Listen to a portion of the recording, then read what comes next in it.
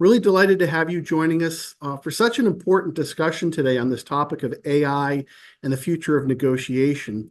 As we all know, negotiation is really a daily practice and a critical component in business with clients and partners, vendors and suppliers, and even in our own personal lives. Negotiation is everywhere.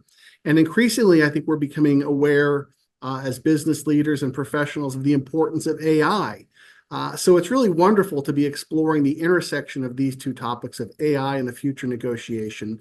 And I'm delighted that we've got a wonderful faculty member to really spend time with you today, Professor Jared Curhan. Jared is the Gordon Kaufman Professor and a Professor of Work and Organization Studies here at the MIT Sloan School of Management, as well as the Faculty Director of MIT's Behavioral Research Lab. He's also the Vice Chair for Research and a member of the Executive Committee of the Program on Negotiation at Harvard Law School, and is the Director of the PON Research Lab and Director of MIT's Negotiation for Executive Programs.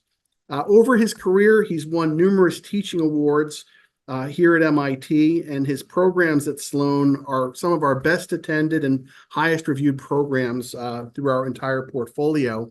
He's also recently won an MIT Teaching with Technology Award, which I think you'll soon discover is very relevant to what he'll be sharing with you and teaching today. It's such a pleasure to have so many of you. We have nearly 2,000 people registered from all over the world. Thank you for checking in on the chat box and sharing your location. We will allow for time for questions and answers at the end of the program. So feel free to submit your questions to the Q&A box, and we'll have time to engage with Jared directly on your questions, hopefully getting to many of them. But without any further delay, I know he has a lot of information to share with you today. It's my pleasure to welcome Professor Jared Curhan to the screen. Jared, over to you. Thank you so much, Rob, and thank you, Elaine. And welcome everyone to our webinar on AI and the future of negotiation. To be honest, I wish I could see all of you. But I've enjoyed seeing your names and locations flash across my screen as you introduce yourselves.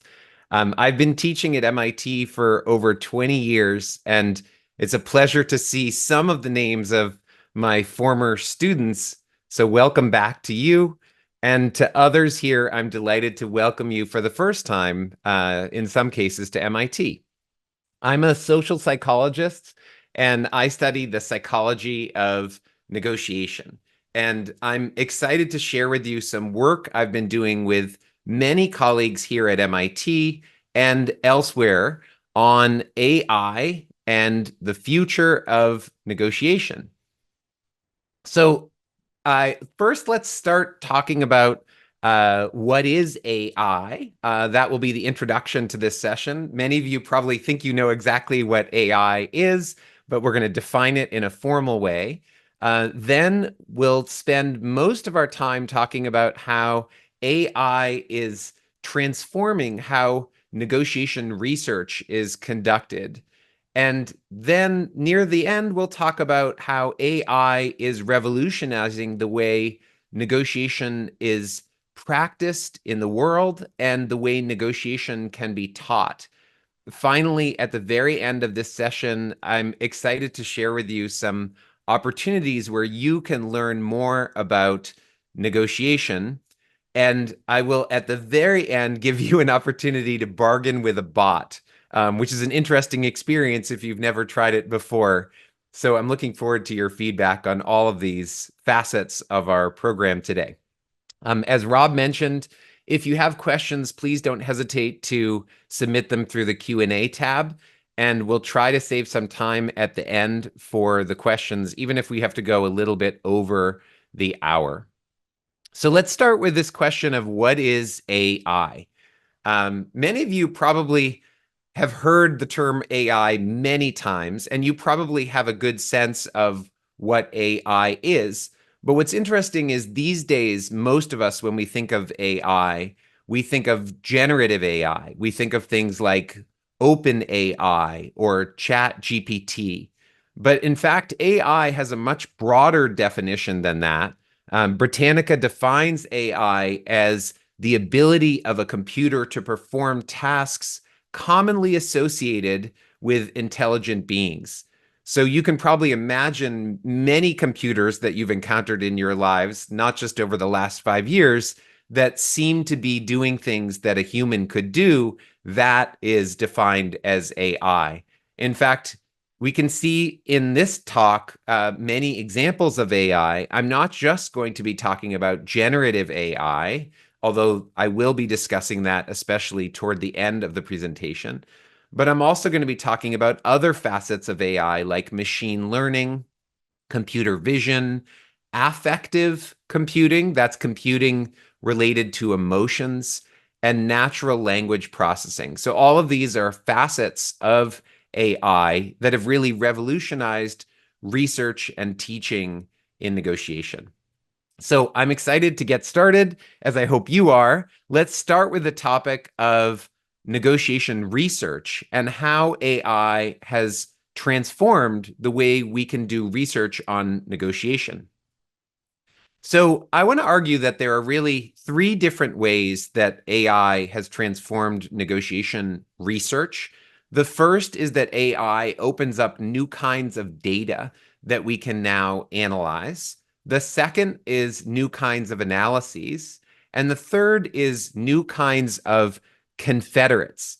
Many of you probably haven't heard that word used in this way before. So a confederate is someone or something we use in research on negotiation in order to give everyone a consistent experience so we can analyze how effectively someone is negotiating.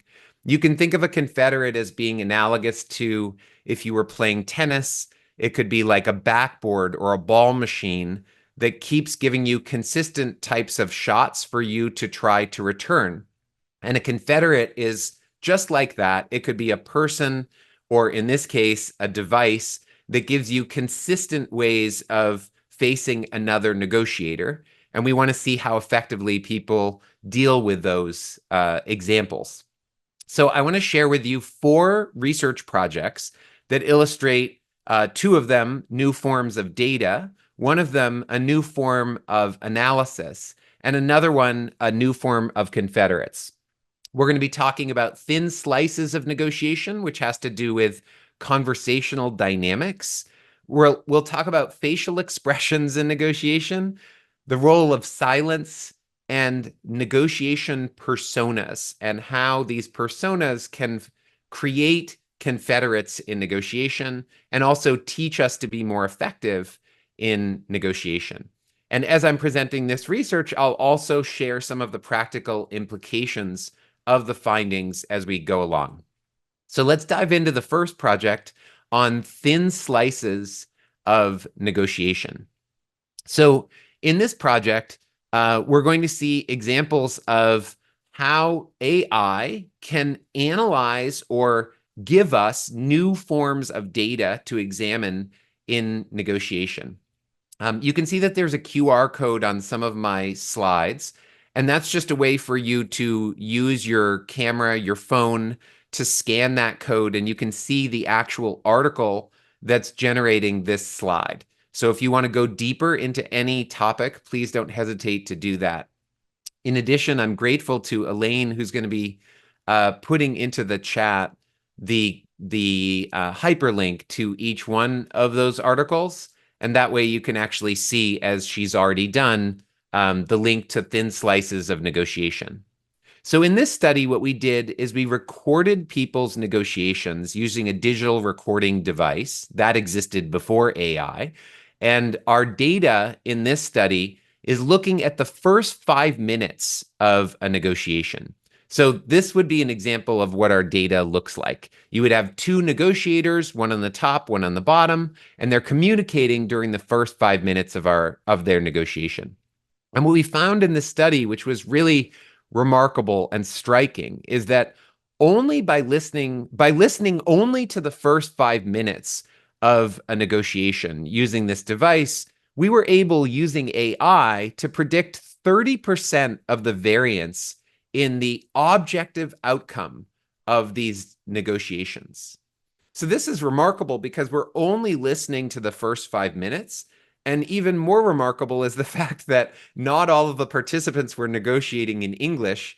and the recording device is recording everything, but the analyses that we're doing aren't paying attention to any of the words that are being spoken. It's only listening to what we call paraverbals, which are the nonverbal signals that accompany a verbal interaction.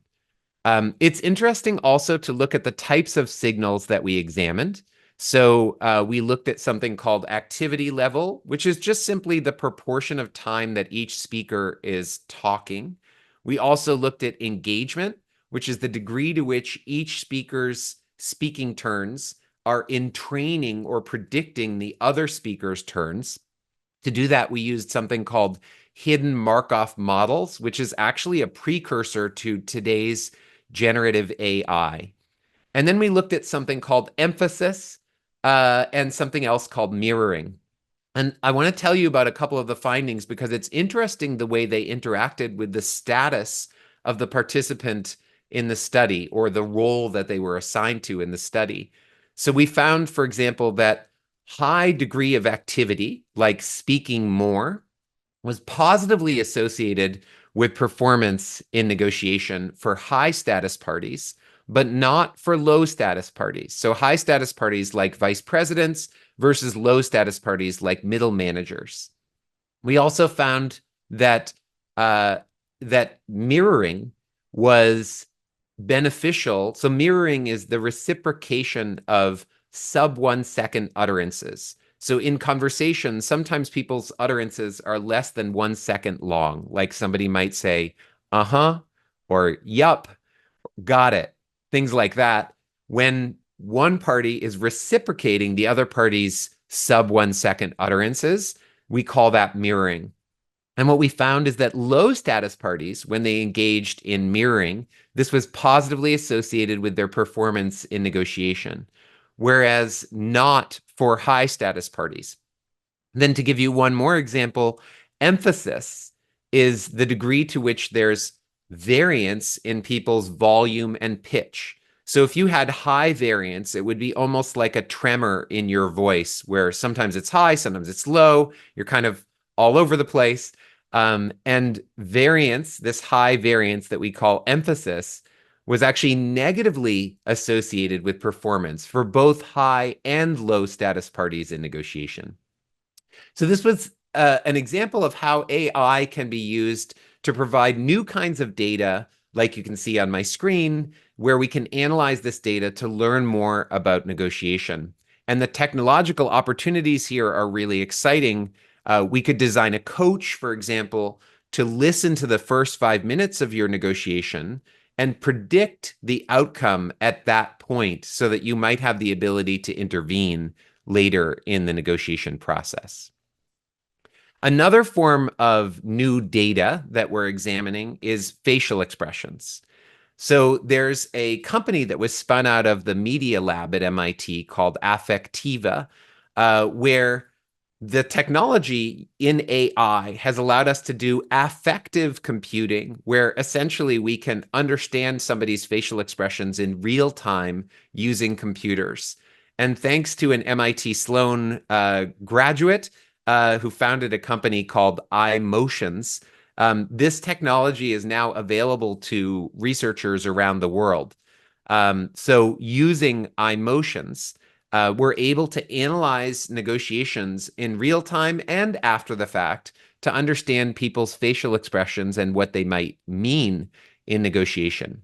So I'll give you an example of that. I'm going to show you a video of two of my MBA students who have given permission for their video to be used in this way. And you can see that there are going to be some landmarks plotted on the faces of my students. So here, this individual on the right, her face is plotted. And as we get to this blue mark, you can see kind of a brow furrow where she looks like she's kind of contemplating something at that moment in the negotiation. That kind of contemplation we're going to see from another study I'll share with you later is really important in negotiation because it suggests people are engaging in what's called system 2 thinking, which is more slow, deliberative thinking, which tends to be associated with better value creation in negotiation. Now, if we plot those same landmarks on his face, I want you to watch his eyebrows in particular as we get to this green bar right here. And you can see right here, he's engaging in kind of a form of surprise. His eyebrows went up. And in negotiation, we sometimes call that a flinch. So if somebody makes you an offer in negotiation, your eyebrows might go up. And it turns out this can be a good thing in negotiation because flinching is a way to signal early in a negotiation that something that the other party is offering or proposing is not okay, and you're not going to be satisfied with that offer. If you don't flinch, if you kind of have a poker face while the other side is making their offer, they may think everything is fine and they may actually continue to make even more aggressive offers. So sometimes they may be using your facial expressions as an indicator of how far they can push the issue in the negotiation. So this research is still in the early stages, but we've started to find some really fascinating findings suggesting that facial expressions do play a very important role in negotiation. And of course, without AI and affective computing, we couldn't do this research. Now I want to transition to a new form of analysis that we can do in negotiation. One of the areas that I'm really excited about is the study of silence in negotiation. And many of us may consider silence to be a form of intimidation. For example, you may have heard of the silent treatment, which you could give somebody in a conversation. But in fact, silence can also play a very productive and collaborative role in negotiation. So, in negotiation theory, we learn that there are two kinds of negotiation that can go on. One is called value claiming, and value claiming suggests that negotiation is almost like a tug of war between two parties, where there's going to be a winner and there's going to be a loser, and that can go on in negotiations. But there's another phenomenon that's called value creation, and value creation is where the parties are actually working together to make the outcome better for both sides. Most people, when they haven't had prior training in negotiation, they tend to assume that negotiation is almost all value claiming, when in fact, in most real world negotiations, there are many opportunities for value creation.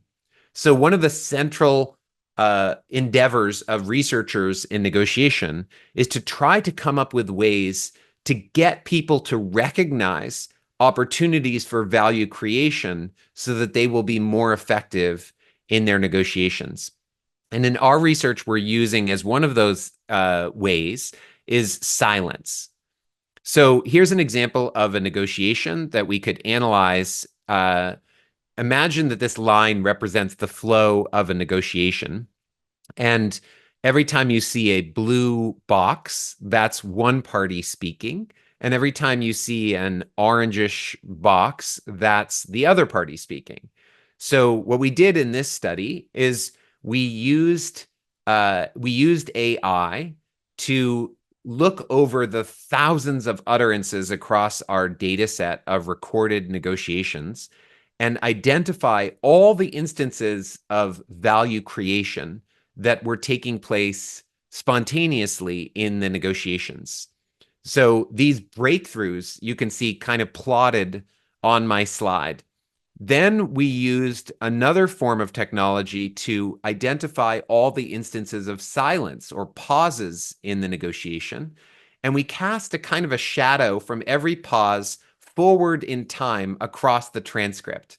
So you can see examples of those shadows being cast forward on my slide. Then we used a statistical analysis to examine the proportion of times that a breakthrough would occur in negotiation after a pause. And we found that these breakthroughs of value creation were 1.85 times more likely to happen within 5 turns after a pause than at any other point in the negotiation. When we cast the shadows backwards from the pause, we didn't see any difference in breakthroughs. So it was only after the pauses where these breakthroughs were taking place. Of course, you may be wondering at this point, wait, this is an observational study. How do we know that the pauses were actually causing the breakthroughs? Might it be the case that the pauses are simply an indication of the breakthrough happening already? So in a follow-up study, we actually had some participants instructed to pause more in their negotiations, and other participants not given this special instruction. And what we found is that the participants who were given the instruction to pause more in their negotiation were more likely to engage in what I mentioned earlier, system two thinking, which, if you've read the Nobel Prize winning economist, psychologist, Danny Kahneman's book on thinking fast and thinking slow, you know that system two thinking, which we're going to call here deliberative mindset, is positively associated with a number of things. And in negotiation, deliberative mindset is associated with value creation. So what's happening is that people who are engaging in silence are more likely to engage in a deliberative mindset, which in turn makes them more likely to recognize opportunities for value creation. Okay, I mentioned that later in the talk we would get into generative AI, which maybe is the reason why some of you are here. So let's think about generative AI, which I've abbreviated here as GAI, as a negotiator. In this project, I want to examine the question of negotiation personas, because if you're familiar with generative AI, you know that generative AI can be very good at being polite and respectful and kind. If you have Alexa or a Google Assistant in your home, you know that when you ask it for something, it's very thoughtful, very polite, and it usually gives you what you're asking for. But in negotiation, we actually need negotiators to be also assertive at the same time.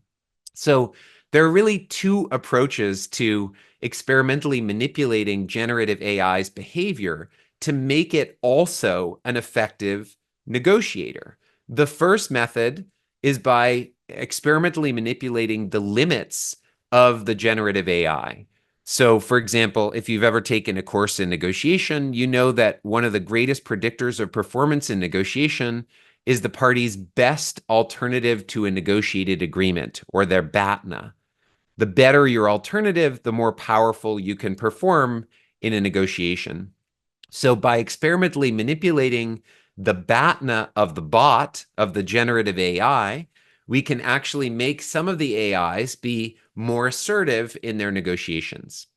We can also experimentally manipulate the reservation value of the AI, which is essentially its walkaway value. How much value does it get if it doesn't reach a deal with the human negotiator or whoever its counterpart is? And in this way, we can make the bot more assertive in the negotiation. But unfortunately, there are some shortcomings to these approaches. First of all, they tend to be very context specific. So if I want the bot to be a good negotiator in one context, I can assign it a particular reservation value. But what happens when the bot is now facing a new context where that reservation value is no longer applicable? Then the bot won't be as effective. So it's really a kind of inefficient way to get bots to be a better negotiator. The other problem is that in order to be an effective negotiator, we don't want to just make the bot more stubborn.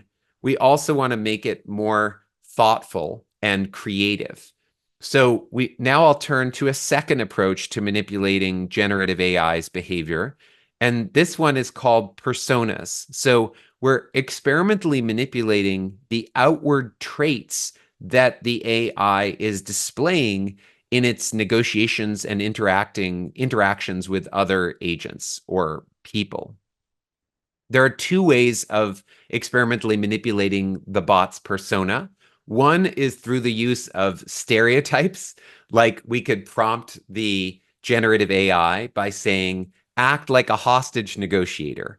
Or we could say, act like a pirate. And the generative AI would essentially behave in the stereotypical way that someone who plays those roles in life might actually behave. But there are limits of this as well, because essentially they're stereotypes. So they tend to be very shallow and also a little bit context specific. And then there's a second way I want to show you, which is where we use interpersonal theory and psychology to experimentally manipulate the persona. So let me give you an example of these two persona methods.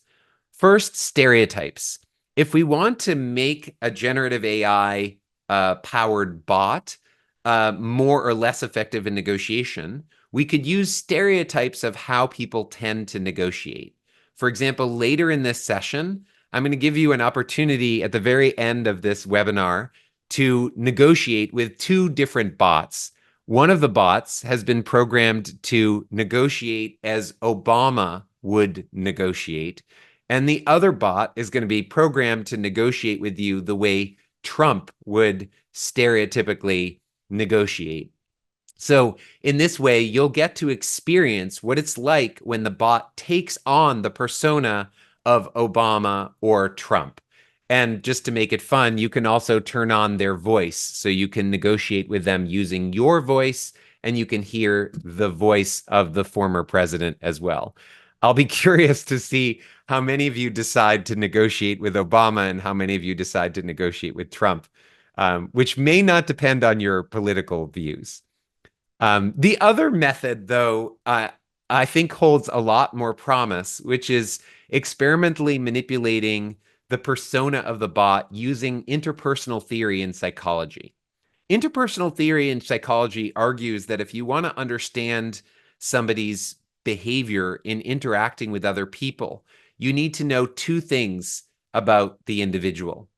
First, you need to know whether they tend to be warm or cold. And second, you need to know whether they tend to be dominant or submissive. Sometimes these dimensions are called communion and agency. In negotiation, in order to be effective, we argue in negotiation theory that you need both of these things. And bots tend to be very naturally warm and polite and respectful. It's kind of baked into their persona already before we do any prompting at all, but they're not really naturally designed to be more dominant. So in experiments, what we do is experimentally manipulate both their warmth dimension and their dominance dimension directly through the prompts that are given to the bot. And in this way, we can explore how negotiators can be more effective by being both warm and dominant, which ties into something in negotiation we call the mixed motive model or dual concern model in negotiation. Many negotiation theorists have argued that in order to be an effective negotiator, we need to separate the people from the problem and be warm on the people, warm with respect to how we interact with the people, but very firm in terms of how we focus on the problem. Other theorists have called this a tension between empathy and assertiveness, arguing that great negotiators have to be both empathic and assertive. So by using this method, we can really learn about how humans can negotiate more effectively by experimentally manipulating the bots to do exactly what humans are taught to do in their negotiations. Okay, we're getting about halfway through our session, so I want to transition from thinking about how AI has been transformative in research to how AI is revolutionizing the practice of negotiation. So here I want to argue that there are really two fundamental ways in which AI is revolutionizing the practice of a negotiation.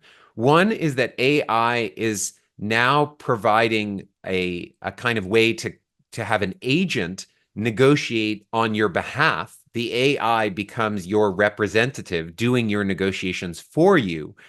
And then another is that the AI can be a coach or a teacher on the side who's giving you guidance to be more effective in your negotiation. So first, let's look at AI as an agent. There are actually organizations already in the world, like Walmart, for example, who are using AI to negotiate on its behalf. With help from a company called Pactum, Walmart is using AI to negotiate with its suppliers.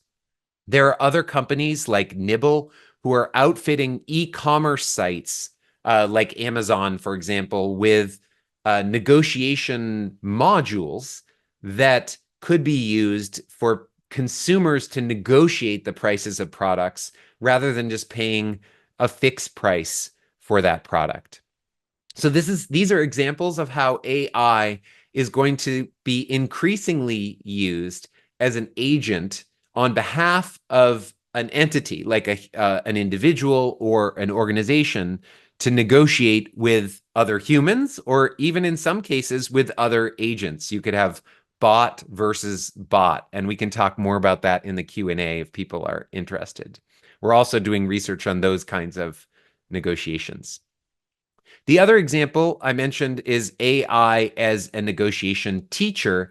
And here we've done some exciting work at MIT to create new forms of negotiation courses that are powered entirely by AI.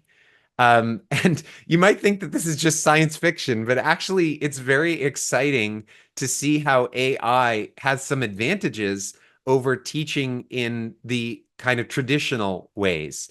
So I'll share with you what some of those advantages are. One is that there's much greater convenience in the sense that when you want to learn negotiation, you can just pick up the course at any time, day or night. Also, if you've ever taken a course in negotiation, you know that we often pair people up with someone else in the course and they get to do negotiation simulations with other individuals. But in this case, there's no need to pair up because there's a bot who's always ready to negotiate with you with a particular persona where you can practice your negotiation. And also, AI allows you to negotiate in any language that it's been trained on. So essentially, this gives you the flexibility to negotiate in your native language as you're learning to be a more effective negotiator, which we couldn't do in our traditional classes unless by chance we had two people with the same native language who we could pair up for the negotiation. Another advantage of these AI-powered courses is that they allow for accelerated learning in negotiation. So unlike in traditional negotiation classes, in AI-powered classes, the learners can keep negotiating again and again with the same counterpart, each time erasing their counterpart's memory so that the counterpart has no memory of having negotiated with them in the past, and they can practice to be more and more effective, receiving instant feedback and coaching each time they engage in the negotiation. So I want to give you a couple of examples of what this looks like. In one of my classes, for example, we provide students with feedback on how effectively they negotiated a real estate deal.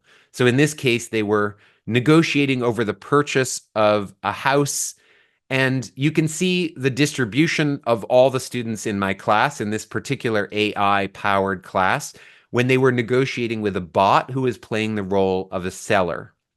You can also see an orange dot on the graph, which is giving this student feedback on how effectively they negotiated with the bot. So if I were this student, I'd be thinking, I guess I got somewhere around the mode or close to the mean of the distribution of outcomes, but I wonder if I could have negotiated a better price. Maybe I could have negotiated an even lower price to purchase this house. After the negotiation is over, the bot provides the individual with coaching on what they could have done differently in order to be more effective in their negotiation. So in this course, we have videos teaching you how to be an effective negotiator, and the feedback you receive from the bot is actually based on those videos. So for example, in one video, we focus on the use of objective criteria in negotiation. Here, the bot is providing you with feedback and saying, firstly, you demonstrated a good foundational approach toward using objective criteria. But then later it says, however, there were opportunities to enhance the application and communication of objective criteria. For instance, when the seller justified an asking price by citing unique features such as the aviary, you could have deepened your use of objective criteria by proposing more detailed cost cost-based analyses and so forth. So this bot is able to provide the learner with much more specific feedback. It goes on to talk about how you could have prepared more effectively and you could have presented the objective criteria in more powerful ways during your negotiations. Then once you've received that coaching, you can go back and renegotiate with the bot, again, erasing its memory so it doesn't know it's negotiated with you before, but now with your new skills, you can go back and try again. And each time the student tries, they get feedback on where they were on the graph. So this was the first attempt, maybe this was the second attempt, and this is the third attempt. So the course provides the user with these orange dots, each one with a number on the dot, so you can see the number of the attempt to see if essentially you're improving as you negotiate by being able to negotiate better and better prices for that house that you're negotiating for. You might also be curious as a user of the course or a learner in the course, wow, look at these over here. It looks like somebody was able to get this price for like less than $1 million for the same house that I was negotiating for. I wonder how they did that. We also have a feature in the course that we call a leaderboard, where students can post their scores for other students to see.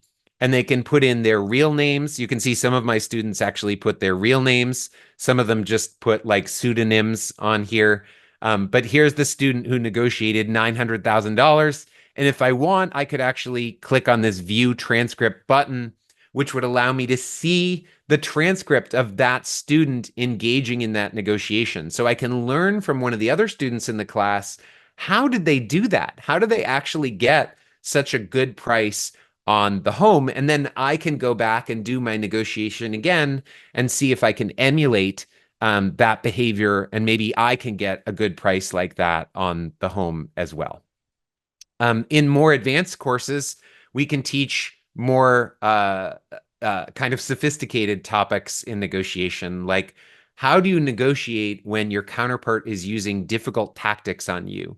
So here, one of my colleagues, Bill Urey, who's written a book called Getting Past No, which I highly recommend, focuses on different difficult tactics that might be used on you in a negotiation. So we have people negotiating with a bot who's been prompted to be difficult. And as you're negotiating with the bot might give you an attack. And when they attack you, you have to decide how you're going to respond to that attack. Given that they're saying like, we're superior to you and our opening proposal is 6.6 million, you have to decide how you're going to respond. They're saying, don't insult me with lowball offers, and you have to decide how to respond. So let's say I respond with another attack, and I say, I don't think you guys are worth that much. Now let's see what the bot does. In this case, the bot stonewalled me. So it says, I understand your perspective. However, considering industry standards and market rates, 6.6 million is our final offer.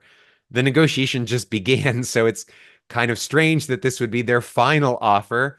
And maybe I lose my temper and I say something like, can't you move at all? What's wrong with you?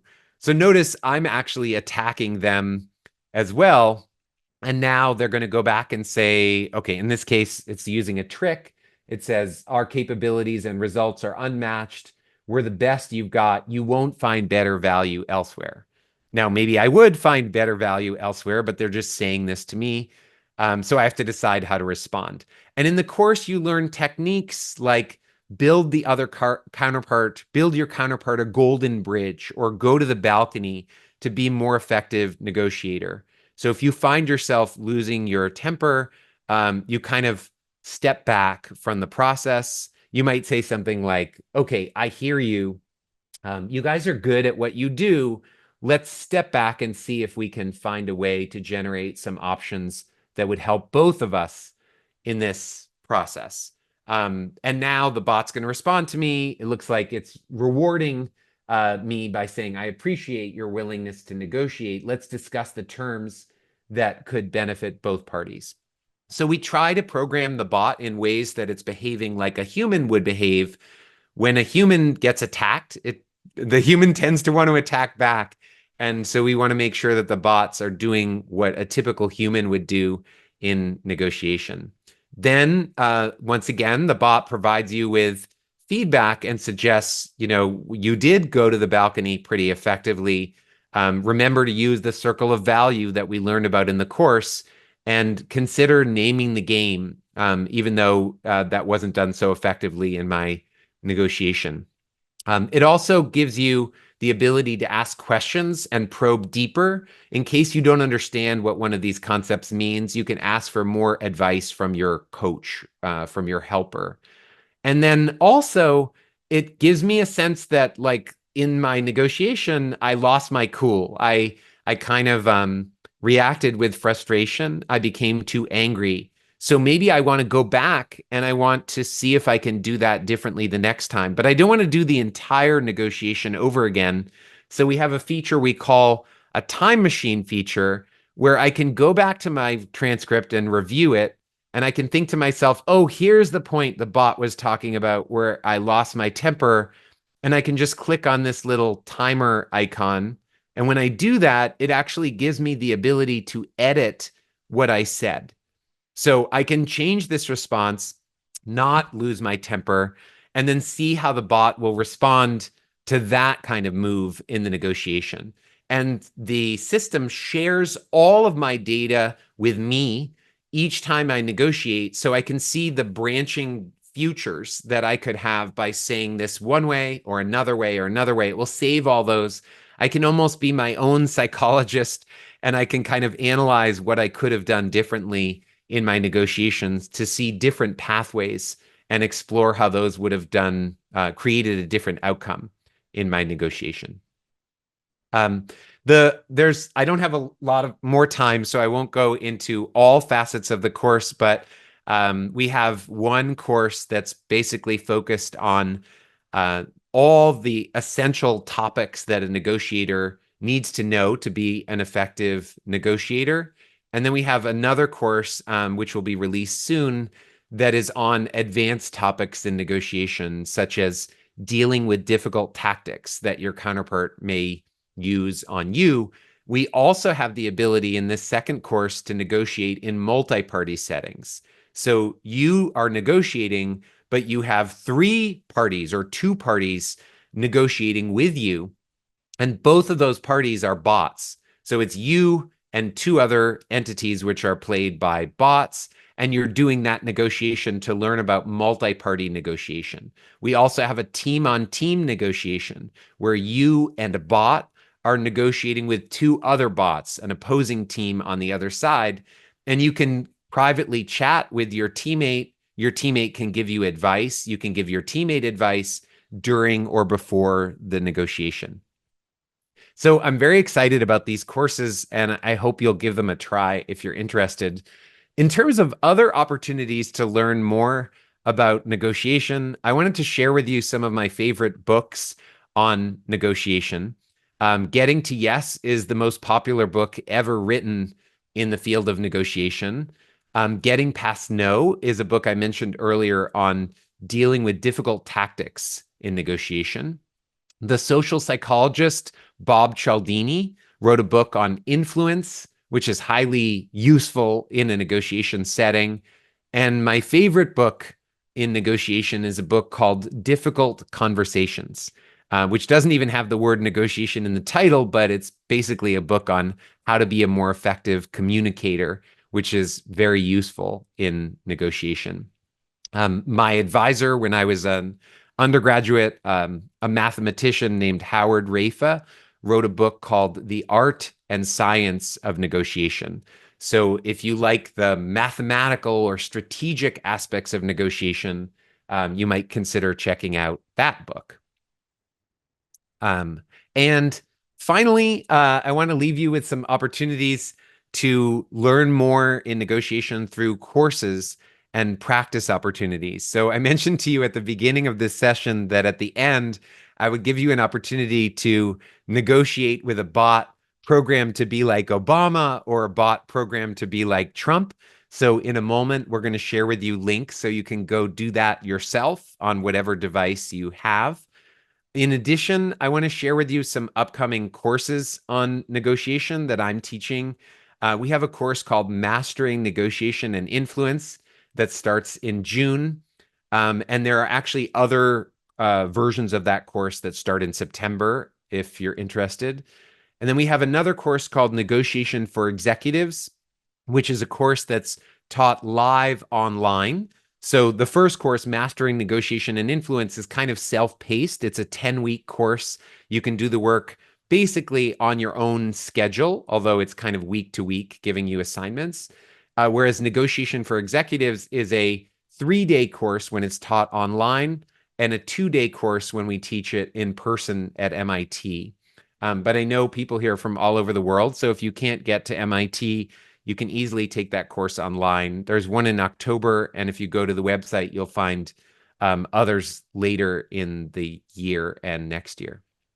And finally, the course I'm most excited about is the one that I've been describing in this webinar, which is a course where we use AI to accelerate people's learning in negotiation, and that's called Negotiation Essentials Sprint, where you can learn all the basic fundamentals of negotiation by on demand being able to negotiate with a bot, watch videos at your own pace over a 30-day period.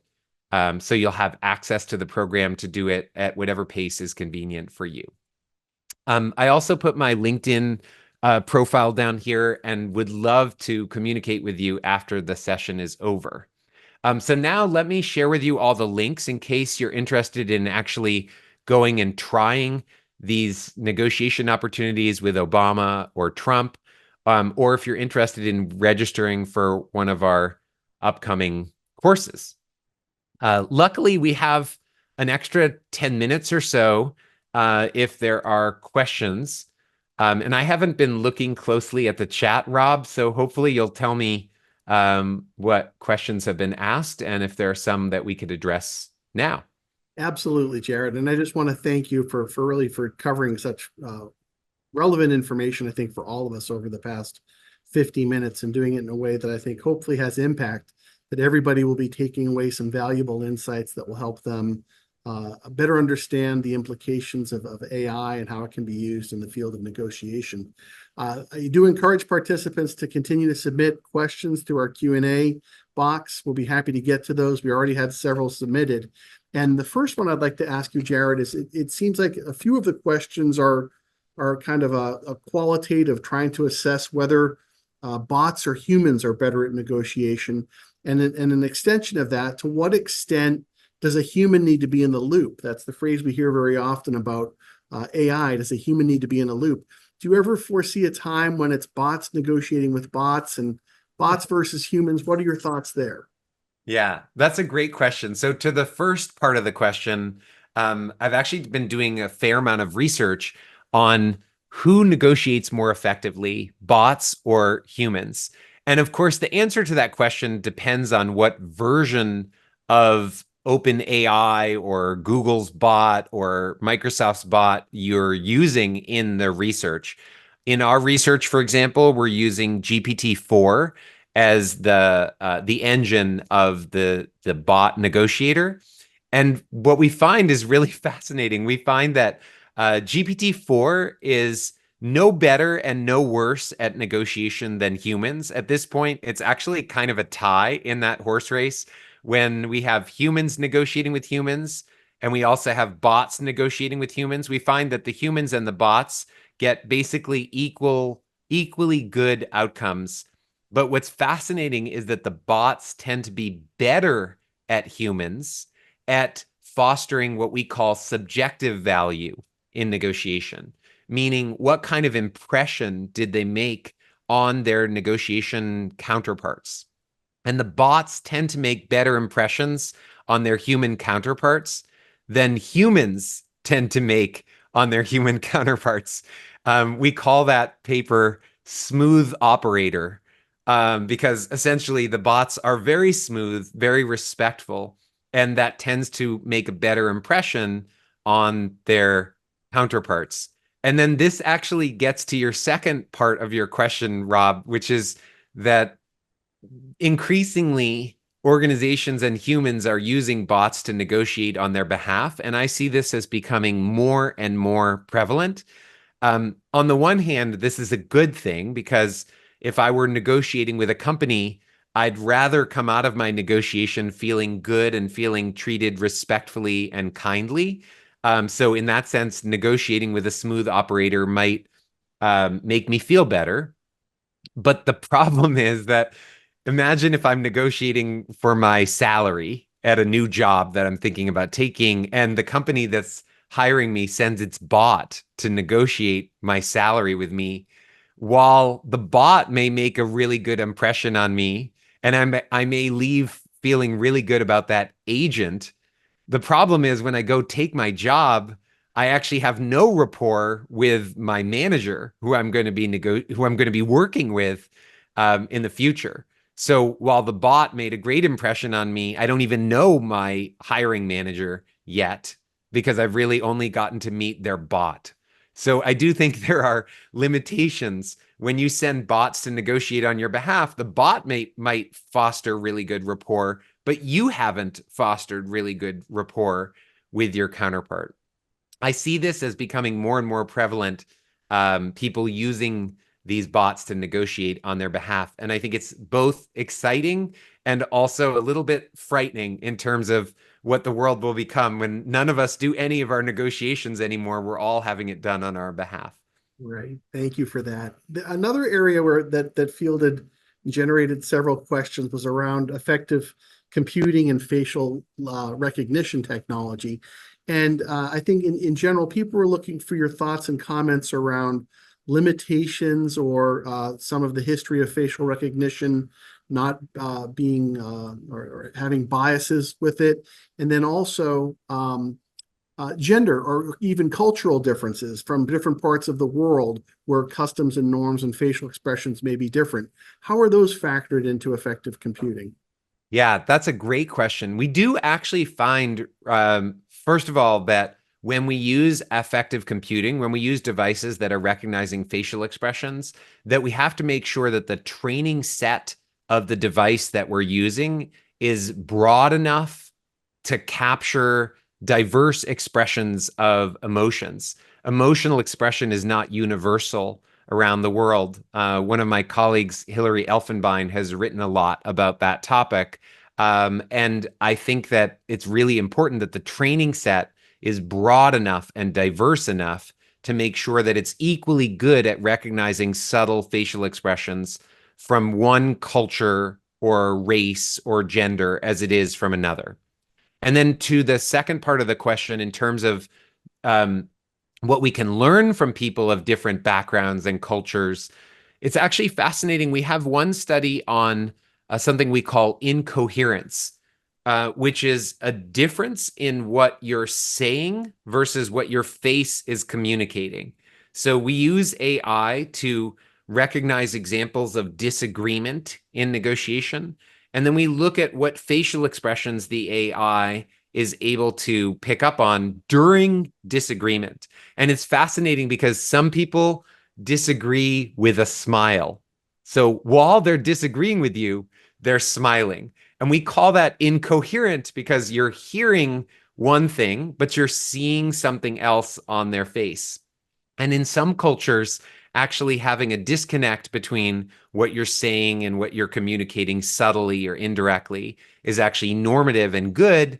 In other cultures, it's actually problematic. We want to be really authentic and transparent and open.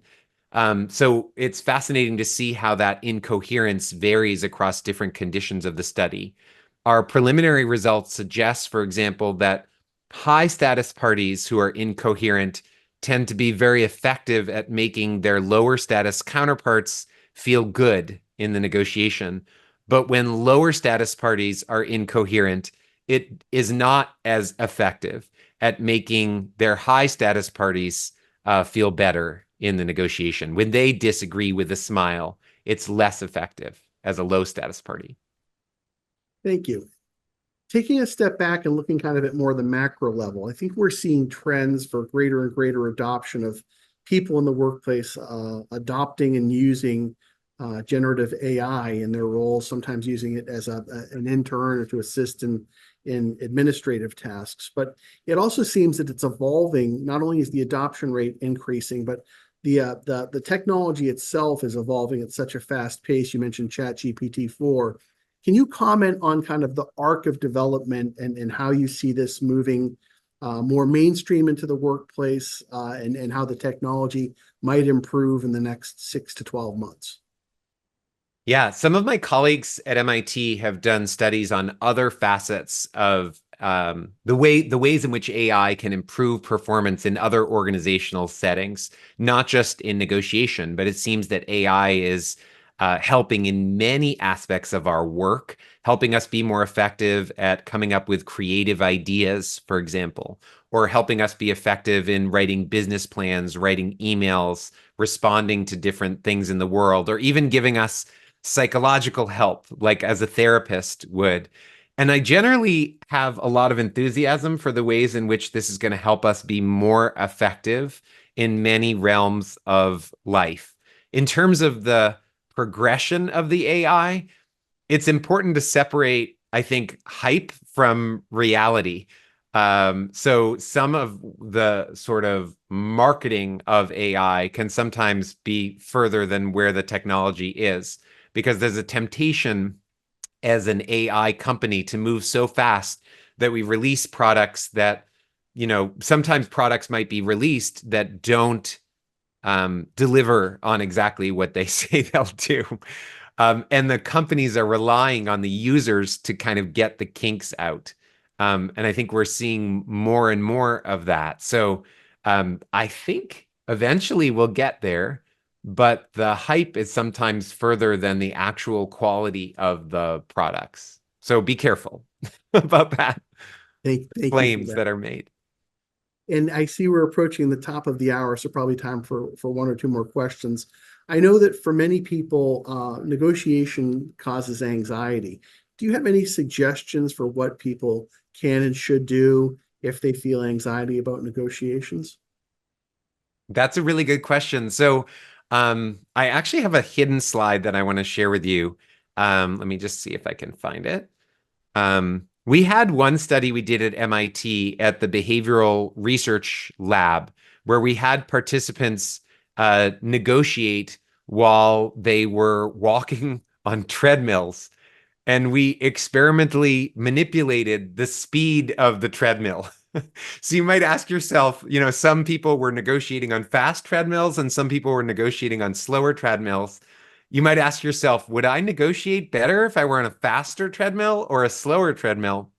And what we actually found is that depending on people's associations with negotiation, the speed of the treadmill was either an asset or a liability. So people who dread negotiating, like to your question, they tend to perform better when we have them on slow treadmills.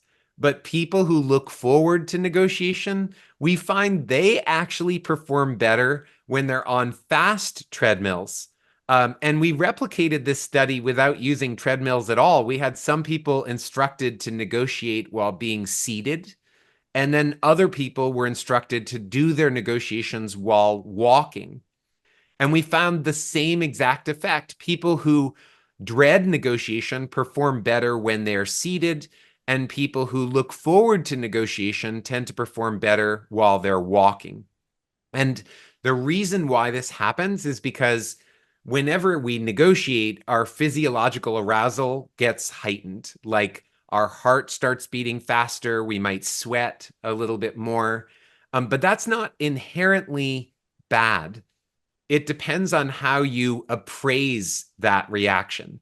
So if you appraise your reaction as anxiety, then it actually impedes your performance. And people who dread negotiation tend to appraise their reaction as anxiety. But people who look forward to negotiation, they tend to construe or appraise their reaction as excitement. So they notice their heart is racing and they think, "Wow, I must be excited right now." So if you have a friend who has a lot of anxiety, one of the worst things you can do is say to your friend, you've got to calm down, because that actually tends to be detrimental for people's anxiety. But instead, if you can say, look, when you go into this negotiation, I want you to try to feel excited. I want you to try to reappraise that physiological reaction as excitement.